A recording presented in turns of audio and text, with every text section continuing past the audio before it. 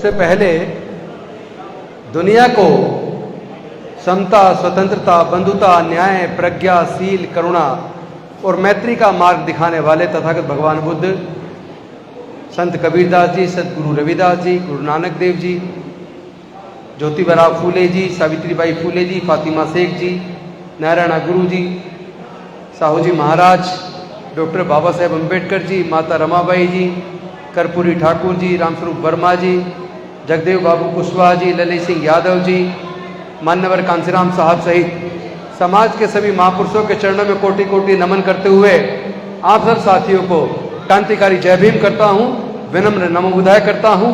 जय अर्जन। अभी मेरे से पहले दो साथियों ने, मैं समझता हूं उन्होंने कोई स्पीच नहीं दी। वो एक विचारधारा है, एक न्याय की विचारधारा, एक समता, स्वतंत्रता, बंधुता और न्याय की विचारधारा, जिसकी जरूरत आज भारत को शायद दुनिया में सबसे ज्यादा है। अगर आप नीरज जी का भाषण अगर आपको याद हो जो वो अभी देकर गए, या अभी सूत्र देवेंद्र यादव जी जो अभी अपना वक्तव्य देकर गए, उसमें कहीं भी आपको भाषण नहीं लगेगा, उसमें एक तरह से कैडर लगेगा। और मैं तो दोनों कैडर लेके मुझे बड़ा अच्छा लग रहा था। मैंने सोचा जो बातें मैं बोलता हूं वो बातें ऑलरेडी वो बोल चुके हैं, लेकिन चूंकि आपने बुलाया, दिल्ली से मैं आया हूं, तो मैं बिना बोले तो जाऊंगा नहीं। मैं भी एक कैडर आपको देके जाऊंगा। जैसा रामस्वरूप वर्मा जी ने, ललित सिंह यादव जी ने, जगदेव बाबू कुशवाहा जी ने जो बातें कही हैं, उनमें एक बात बहुत महत्वपूर्ण है। 100 में 90 शोषित हैं, शोषितों ने ललकारा है, धन धरती और राजपाट में 90 भाग हमारा है।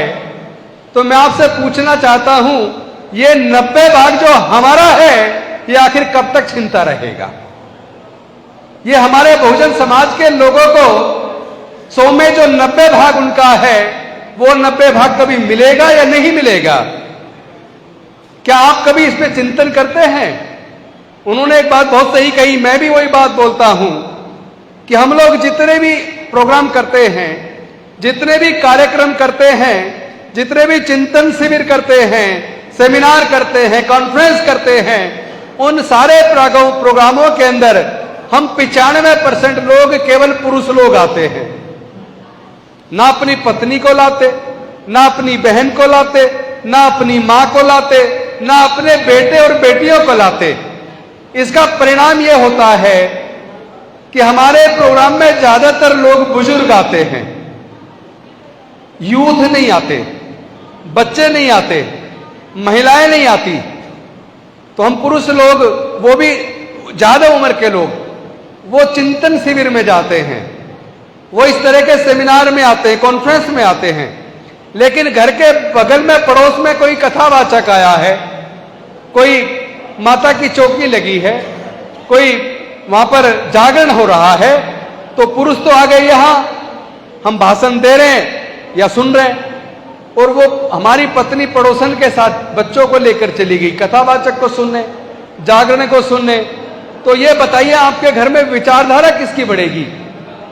आप तो सुबह निकलते काम पे चले गए, रात को घर पे आ रहे हैं, और पत्नी जिस विचारधारा को सुन रही है, आपके बच्चे जिस विचारधारा को सुन रहे हैं, आपकी बहन बेटी और मां जिस विचारधारा को सुन रही है, वो विचारधारा पनप रही है, फल फूल रही है। वो विचारधारा जो छुआछूत पर आधारित है, वो विचारधारा जो ऊंच नीच पर आधारित है, वो विचारधारा जो जाति पर आधारित है, वो विचारधारा जो वर्ण पर आधारित है, वो विचारधारा फल फूल रही है। इसलिए जो 100 में 90 शोषित हैं, शोषितों ने ललकारा है, धन धरती और राजपाट में 90 भाग हमारा है। वो 90 भाग आपको मिलने वाला कभी नहीं है। अगर आपको 90 भाग चाहिए जिसमें आपका हक है, तो आप ऐसी सारी सभाओं में अपने छोटे बच्चों को, जवान बच्चों को, बेटे बेटियों को, मां को, बहन को, बेटियों को लेकर साथ में शामिल हों, ताकि जो कैडर यहां दिया जाता है, उस कैडर से कुछ सीख कर आप जाएं। और वो जो सीख कर गए, वो केवल आपके अपने तक सीमित ना रहे, वो आपके परिवार में जाए, वो कहते हैं ना कि जब एक पुरुष पढ़ता है तो केवल एक पीढ़ी पढ़ती है, लेकिन जब महिला पढ़ती है तो वो 3 पीढ़ी को पढ़ा देती है। महिला अपने पीहर को भी पढ़ा देती है, महिला अपने घर को भी पढ़ा देती है, और जहां उनकी बेटे बेटी की शादी होती है महिला उस परिवार को भी पढ़ा देती है।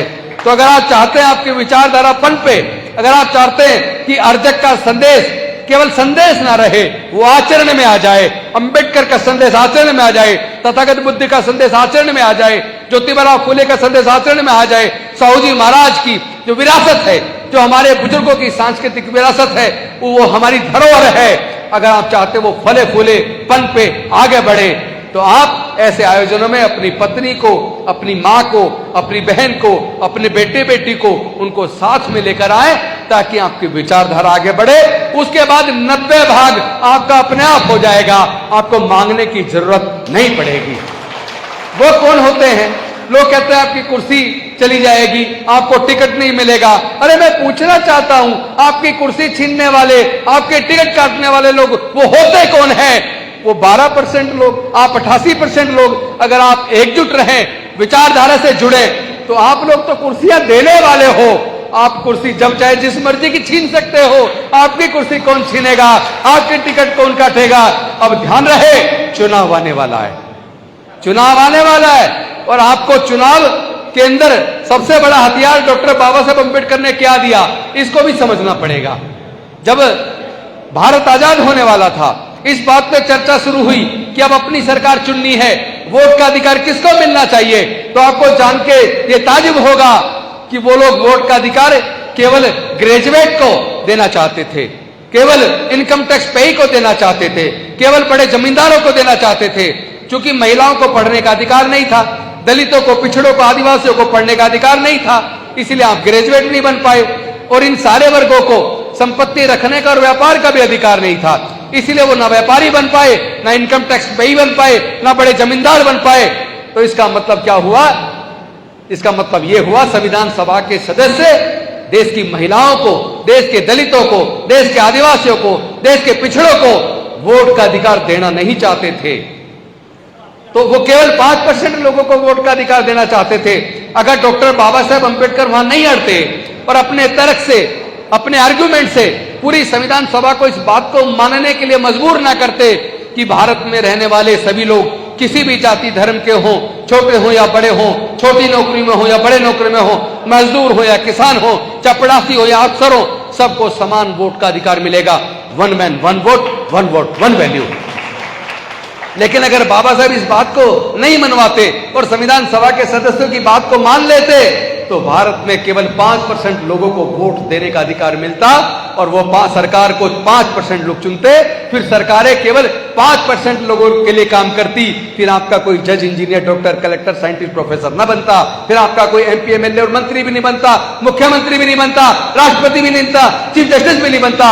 आज और हम और आप जो भी कुछ बन पाए हैं, वो जो डॉक्टर बाबा साहब अंबेडकर का संकल्प है, जो उनका जो आंदोलन है, उनके आंदोलन की वजह से बन पाए।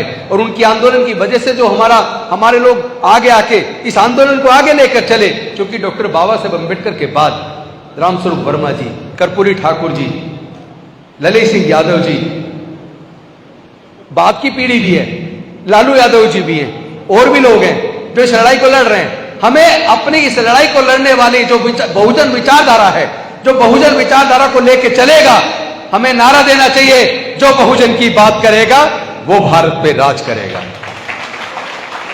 जो जमीन सरकारी है वो जमीन हमारी है, जिसकी जितनी संख्या भारी उसकी उतनी हिस्सेदारी। और जो हिस्सेदारी देने को तैयार नहीं है, जो जातिगत जनगणना करने को तैयार नहीं है, जो हमारे लोगों को उनकी जनसंख्या के हिसाब से देश के सारे संसाधनों में, जंगल जमीन में, सारे पदों पर, हर जगह जो हिस्सा देने को तैयार नहीं है, हम उसको वोट देने को तैयार नहीं है। जो हमें हमारा हिस्सा देने को तैयार नहीं है, हम उसे वोट देने को तैयार नहीं है। दोबारा हम गुलामी स्वीकार करने को तैयार नहीं है, क्योंकि वो लोग हमें गुलाम बनाना चाहते हैं। उन लोगों ने बहुत बड़ी साजिश कर दी है। वो लोग समझ गए कि ये जो बहुजन समाज के लोग हैं, दलित, पिछड़े, आदिवासी, इनके पास बोलने की ताकत कहां से आ गई। आज ये अपना हक मानने लगे हैं, आज ये कहने लगे हैं 100 में 90 शोषित हैं, हमें 90% हमारा भाग है, हमें चाहिए। ये बोलने की ताकत इन बेजुबान गूंगे बहरों में कहां से आ गई? उन्होंने इस पर चिंतन किया तो उनको समझ आया कि डॉक्टर बाबा साहब अम्बेडकर ने इनके पढ़ने के रास्ते खोल दिए और रिजर्वेशन की व्यवस्था करके इनके नौकरी के रास्ते खोल दिए। तो ये बोलने की ताकत पढ़ने की वजह से आई, नौकरी की वजह से आई, जेब में थोड़ा पैसा आने लगा। जब पैसा आता तो सामर्थ्य आता है, सामर्थ्य आता तो बोलने की ताकत आती है। वैसे भी पढ़ने से ज्ञान बढ़ता है और जो जिस पर ज्ञान होता है वो कभी चुप नहीं रह सकता, गलत बात के खिलाफ आवाज बुलंद करता है। और पढ़ लिख कर भी अगर वो अपनी आवाज बुलंद नहीं करता वो तो वैसे भी अनपढ़ों के समान है। तो उन्होंने सोचा इसका मतलब इनके पास जो बोलने की ताकत आई है वो नौकरियों की वजह से आई है, वो पढ़ने की वजह से आई है। फिर से इनकी पढ़ाई छीन लो, फिर से इनकी पढ़ाई छीन लो। तो उन्होंने षड्यंत्र के द्वारा क्या किया? पहले धीरे धीरे, पहले आपको पता होगा प्राइवेट स्कूल नहीं होते थे, सब सरकारी स्कूल होते थे। क्योंकि हमने तो सर्वे किया है, देश के अंदर जितने जज हैं, इंजीनियर हैं, डॉक्टर हैं, साइंटिस्ट हैं, प्रोफेसर हैं, जितने भी सीनियर लेवल के, उनकी पढ़ाई का हमने देखा वो कहां से पढ़े हैं। तो आपको जान के ताजुब होगा 98% सीनियर जजेस, senior doctor, senior engineer, senior scientist, senior professor, senior bureaucrat 98% सरकारी स्कूलों से पढ़े हैं। तो उन्होंने कहा अगर ये सरकारी स्कूल अच्छे रहेंगे तो ये पढ़ते रहेंगे, आगे बढ़ते रहेंगे, लड़ाई लड़ते रहेंगे। इसलिए सरकारी स्कूलों को कमजोर कर दो, प्राइवेट स्कूल खोल दो। उन्होंने प्राइवेट स्कूल खोलने शुरू किए, एक के बाद एक प्राइवेट स्कूल खुलते चले गए और सरकारी स्कूल धीरे धीरे बंद होते चले गए। आपको पता भी नहीं होगा क्योंकि आप लोग बिल्कुल जैसे पहले गूंगे बहरे गुलाम थे, आपने तो फिर से गुलामी स्वीकार कर ली है। लानत है, मुझे दुख होता अपने समाज के ऊपर। कब जागोगे आप लोग? आपको पता ही नहीं चला पिछले 15 सालों के अंदर 1.5 लाख से ज्यादा सरकारी स्कूल बंद हो गए। मैं पूछना चाहता हूं आप लोगों से, क्या देश की जनसंख्या कम हो रही है? जब देश की जनसंख्या बढ़ रही है तो सरकारी स्कूल और ज्यादा खुलने चाहिए थे, फिर सरकारी स्कूल बंद क्यों हो गए? सरकारी डाटा बता रहा है कि 15 सालों में 1.5 लाख से ज्यादा सरकारी स्कूल बंद हो गए। प्राइवेट स्कूल खुलते जा रहे हैं, सरकारी स्कूल में पढ़ने का माहौल नहीं है, सरकारी स्कूल में टीचर नहीं है। मजबूर आदमी सोचता है कि बच्चे को कामयाब बनाना तो प्राइवेट में पढ़ाओ। और प्राइवेट में जो मध्यम दर्जे के प्राइवेट स्कूल हैं उसमें एक बच्चे की फीस का खर्चा, किताबों का खर्चा, वर्दी का खर्चा, ट्यूशन का खर्चा, आने जाने का ट्रांसपोर्ट का खर्चा, सारे खर्चे जोड़ दिए जाएं तो एक बच्चे को शहर के अंदर पढ़ाने के लिए 8 से 10 हजार रुपया चाहिए। और हर घर में कम से कम 2 बच्चे हैं तो 2 बच्चों को पढ़ाने के लिए 15 से 20 हजार रुपया महीना चाहिए। लेकिन SC, ST, OBC और माइनॉरिटी के 99% लोग ऐसे हैं जिनके पूरे परिवार की इनकम जोड़ ली जाए तो 5,000 से 20,000 रुपए के बीच महीना है। तो जिसके पूरी परिवार की इनकम 5,000 रुपए से 20,000 रुपए महीना के बीच है, क्या वो अपने 2 बच्चों को पढ़ाने के लिए प्राइवेट स्कूल में 15 से 20,000 रुपए खर्च कर सकता है? क्या नहीं कर सकता ना? तो साजिश के तहत सरकारी स्कूल जो बेहतरीन होते थे, जहां पे एग्जाम पास करके टीचर बनते हैं, क्वालिफाइड टीचर होते हैं, जो पास नहीं कर पाता वो प्राइवेट में पढ़ाता है, वो प्राइवेट में पढ़ाता है। काबिल टीचर सरकारी में, और सरकारी स्कूल का माहौल खराब, सरकारी स्कूल में पढ़ने का माहौल नहीं। तो जानबूझ के सोची समझी साजिश के तहत दलितों के, आदिवासियों के, पिछड़ों के और माइनॉरिटी के बच्चे ना पढ़ पाए। तो एक तरफ इस तरीके से उन्होंने आपकी शिक्षा को महंगा करके पढ़ाई छीन ली। तो ये तो मैं बता रहा हूं 12वीं तक की शिक्षा की बात। अब 12वीं के बाद आगे बढ़ते हैं। अगर किसी तरह आपने बच्चे को 12वीं तक पढ़ा भी लिया और आप देख रहे हैं कि बच्चा डॉक्टर बनना चाहता है, बच्चा इंजीनियर बनना चाहता है, बच्चा जो वकील बनना चाहता है, अब उसको कोचिंग की जरूरत है। क्योंकि एंट्रेंस एग्जाम है, पहले तो नंबर से एंट्रेंस परसेंटेज ऑफ मार्क्स के आधार पर एडमिशन होता था, बाद में उसमें रिटन टेस्ट कर दिया। और टेस्ट में भी क्या कर दिया, जो आप पढ़ के आए हैं 12वीं तक उसमें से आधा आता है कोर्स, आधा कोर्स बाहर से आता है। यानी जो कोचिंग लेगा केवल वो बच्चा पास होगा। 99% केवल कोचिंग लेने वाले बच्चे इंजीनियरिंग में, मेडिकल में या सिविल सर्विसेज में, जुडिशरी में, जितने भी तरह के नौकरियां सब जगह आजकल जो कोचिंग लेते हैं वो बच्चे सफल होते हैं। और कोचिंग का खर्चा लाखों रुपए महीना है। तो पहले तो लाखों का खर्च करके कोचिंग कराओ, उसके बाद आपके बच्चे का मान लो इंजीनियरिंग में सिलेक्शन हो गया, मेडिकल में सिलेक्शन हो गया, लॉ में सिलेक्शन हो गया। तो लॉ का कोर्स 12वीं के बाद वाला BLLB 5 साल, इंजीनियरिंग का कोर्स 4 साल, मेडिकल का कोर्स 4.5 साल। अब उसका खर्चा देखिए, 1 साल की केवल फीस का खर्चा लगभग 2.5 लाख, हॉस्टल का खर्चा अलग, खाने का खर्चा अलग। यानी 1 साल में एक बच्चे को जो 4-5 साल का कोर्स है, 1 साल के लिए कम से कम 3 से 3.5 लाख रुपया चाहिए। अब 4 साल का कोर्स पूरा करने के लिए और 5 साल का कोर्स पूरा करने के लिए 12 लाख से 15 लाख रुपया चाहिए। मैं आपसे पूछना चाहता हूं, क्या 99% एससी, एसटी, ओबीसी और माइनॉरिटी के लोग अपने बच्चों को हायर एजुकेशन के लिए 12 से 15 लाख रुपया खर्च कर सकते हैं? क्या नहीं कर सकते ना? इसका मतलब इनडायरेक्ट तरीके से बिना आपको बताए उन्होंने आपके बच्चों से एजुकेशन को छीन लिया। अब आपके बच्चे पढ़ नहीं पाएंगे, और ऊपर से जो आपके बच्चे पढ़ने के बाद नौकरी में आ जाते थे तो धीरे धीरे एक एक करके सारे सार्वजनिक उपक्रम बेच दिए, इंडियन रेलवेज बेच दिया, बैंक बेच दिए, इंश्योरेंस कंपनियां बेच दी, एयरपोर्ट बेच दिया, एयर इंडिया बेच दिया, बाल्को बेच दिया, नाल्को बेच दिया, आईटीडीसी के होटल बेच दिए। एक एक करके देश के सारे संस्थान बिकते जा रहे हैं, बिकते जा रहे हैं, और जो जो बिक गया, प्राइवेटाइज हो गया, वहां आपका रिजर्वेशन खत्म, वहां आपके बच्चों के आगे बढ़ने का अवसर खत्म, वहां उसकी नौकरी का अवसर खत्म। इतना पैसा हमारे लोगों के पास नहीं है कि हम व्यापार कर लें। यानी आपकी पढ़ाई भी छीन ली और आपकी नौकरी भी छीन ली। अब मैं पूछना चाहता हूं, जब बच्चे की पढ़ाई नहीं होगी, नौकरी नहीं होगी और व्यापार करने के लिए पैसा नहीं होगा, तो बच्चा क्या करेगा? मजदूर बनेगा ना। जो मजदूर बन जाता है वो गुलाम बन जाता है। केवल ये कहने से काम नहीं चलेगा हम कमेरा वर्ग हैं। अरे ये तो सच्चाई है, दुनिया जानते हैं हम कमेरे हैं, मेहनत कश हैं, मेहनत करके खाते हैं, लेकिन हमारी मेहनत की कमाई पर डाका कौन डाल रहा है? इस पर नजर कौन रखेगा? आपकी मेहनत की कमाई को कौन चुरा कर ले जा रहा है? इस पर नजर कौन रखेगा? हमें अपनी खुद की अर्थव्यवस्था भी तैयार करनी होगी। क्यों? हम कर सकते हैं। हमारे पास मेरिट के मुकाबले में हमारा कोई मुकाबला नहीं है। हमारे समाज के लोग पैदाइशी इंजीनियर हैं, उसको बताने की जरूरत नहीं कौन सी फसल कैसे उगानी है। पहले से बच्चा बचपन से मां बाप से सीखता हुआ बड़ा होता है, सब तमाम तरह की फसल उगा देता है। मरे हुए जानवर की खाल उतार के उस खाल को गलाकर कलर करके उससे जूते भी बना देता, उससे बेल्ट भी बना देता, उससे जैकेट भी बना देता, उससे बैग भी बना देता, उससे टोपी भी बना देता है। लकड़ी से सोफा बना देता है, टेबल बना देता है, विंडो बना देता है, डोर बना देता है, मिट्टी से ईंट बना देता है, बर्तन बना देता है। तो हमारे बच्चे तो पैदाइशी इंजीनियर है, किसी ट्रेनिंग की जरूरत नहीं पड़ती। कहते हैं मेरिट नहीं है। अरे इस देश के अंदर जितने प्रकार के उत्पादन होते हैं, खेत की जमीन का मालिक कोई भी हो, लेकिन उसको उगाने वाला मजदूर के तौर पर काम हमारे मेहनत का समाज के, बहुजन समाज के, एससी, एसटी, ओबीसी, माइनॉरिटी के लोग करते हैं। तो हम उत्पादन का काम भी हम करते हैं और इस देश के तमाम तरह के निर्माण का काम भी हम करते हैं। कपास हम उगाते हैं, कपास से धागा हम बनाते हैं, धागे से कपड़ा हम बनाते हैं, कपड़े से कपड़े को सिलकर लोगों को पहनाने का काम भी हम करते हैं। देश के अंदर जितने भी रोड बन रहे हैं, फ्लाईओवर बन रहे हैं, स्कूल बन रहे हैं, अस्पताल बन रहे हैं, कौन बना रहा है? मालिक कोई भी हो, मजदूर के तौर पर हमारे समाज के लोग निर्माण का काम कर रहे हैं। कहते हैं कि हम दलित के हाथ का खाना नहीं खाएंगे, इनके हाथ के छूने से अपवित्र हो जाते हैं, अछूत हो जाते हैं। अरे मैं पूछना चाहता हूं, जिस मंदिर में जाकर आप पूजा करते हो, जिस पत्थर की आप पूजा कर रहे हो, पत्थर को तराशने का काम, उसकी मूर्ति बनाने का काम हमारे समाज के लोग करते हैं, शिल्पकार लोग करते हैं। और जब उस मूर्ति को मंदिर में स्थापित कर दिया जाता है तो कहते हो शूद्र है, अछूत है, भगवान अपवित्र हो जाएंगे, मंदिर में घुसने नहीं, बाहर निकल। पहली बात तो हमें वहां जाने की जरूरत नहीं, जहां अपमान हो वहां जाना बंद कर दो, स्वाभिमानी बनो और पहले इस बात पर गर्व करो कि हम लोग देश में जितने तरह का उत्पादन, जितने तरह का निर्माण होता है हम करते हैं।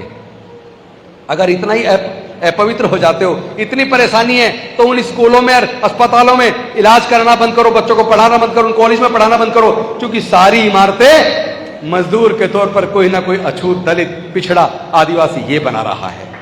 तो फिर अपने बच्चों को स्कूल मत भेजो, कॉलेज मत भेजो, अस्पताल मत भेजो, मंदिर मत भेजो, ये इन रोडों पे मत चलिए, क्योंकि ये सब कुछ तो निर्माण हमारे लोग कर रहे हैं ना। तो तो सारा हम अपवित्र कर चुके भाई, फिर क्यों चलते हो? उन अस्पतालों में क्यों जाते हो? उन स्कूलों में क्यों जाते हो? उन कॉलेजों में बच्चों क्यों पढ़ाते हो? वो सातिर लोग वो जानते हैं, वो जानते हैं लेकिन मानते नहीं। क्यों? क्योंकि उन्होंने आपको एक ऐसी दवाई दे दी, धर्म नाम की, अंधविश्वास नाम की। वो पाखंडवादी अंधविश्वासी लोग आपको स्वर्ग और नरक के चक्कर में घुमा रहे हैं कि भैया ये करोगे तो स्वर्ग में जाओगे, ये करोगे तो नरक में जाओगे। अरे मैं ये कहना चाहता हूं, तुम स्वर्ग नरक का चक्कर छोड़ो, अंधविश्वास पाखंडवाद छोड़ो, कम से कम अपना आज सुधार लो। आज सुधारने का मार्ग तो रामस्वरूप वर्मा दे गए।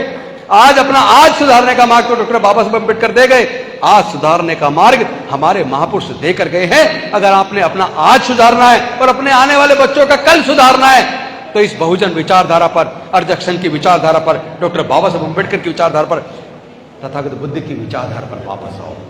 क्योंकि बुद्ध शांति का प्रतीक है। बुद्ध ने पूरी दुनिया को शांति और मानवता का संदेश दिया। पूरे दुनिया ने बुद्ध को स्वीकार किया। जहां अच्छाई होगी पूरी दुनिया स्वीकारेगी, जहां बुराई होगी वो वहीं सिमट जाएगी। इसलिए वो धर्म भारत में भी सिकुड़ रहा है, भारत में भी खतरे में है, क्योंकि उसके अंदर अच्छाई नहीं है। उसके अंदर अगर अच्छाई होती तो पूरी दुनिया में फैल जाता। बुद्ध के धर्म में अच्छाई है, मानवता है, शांति है, प्रगति है, खुशहाली है, दुख से निवारण का उपाय है। तो फिर जो आपके दुख से निवारण का उपाय बताए आपको उस पर चलना चाहिए। इन्हीं शब्दों के साथ, इस आशा और उम्मीद के साथ कि आप अपने बच्चों को दोबारा से गुलाम बनते हुए नहीं देखना चाहोगे।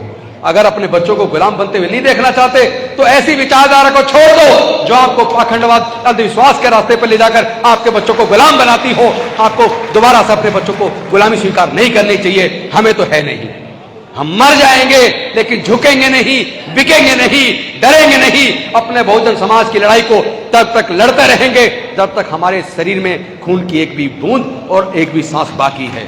हम लड़ेंगे, हम जीतेंगे। इन्हीं शब्दों के साथ बहुत बहुत धन्यवाद। जय भीम, जय भारत, जय अर्जक, फुल जोहार। निवेदन है कि मंच पर रुकें।